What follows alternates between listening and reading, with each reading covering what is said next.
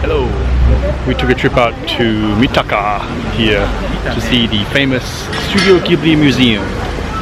See the Totoro here in the background. We're just lining up to go in now. As you can see, it is a really big line. You have to pre-register like a month in advance in order to get tickets to this place. Mel is very excited. This is her thing for sure. I don't know if we're allowed any footage inside or not, but I'll try and sneak some if I can. But if not, there'll be a detailed description of how it went.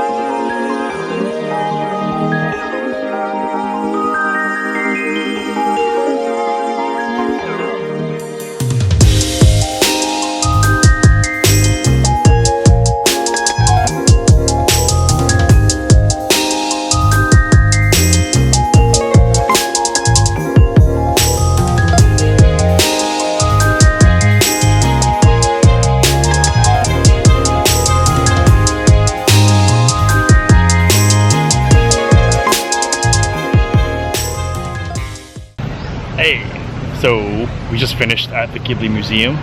Unfortunately, we couldn't record inside it all, so this is basically just a quick synopsis of how it was.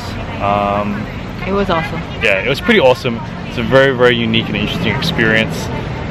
Whether you're a fan of the Studio Ghibli films or not, it was pretty amazing to see, I guess, the films that people love, but also a lot of detail in how they actually make the actual films itself. It's all hand-drawn, handmade. The film process is very detailed. There was one room that was dedicated to movement, which had basically like a stop-motion carousel which spun really quickly with the strobe light, and then looking through that area you could actually see how it was actually animated in real time. That was pretty amazing. They showed like another area where they had all the storyboards, like handwritten storyboards of all the Studio Ghibli films, brought to life essentially from like paper and pencil all the way to like film.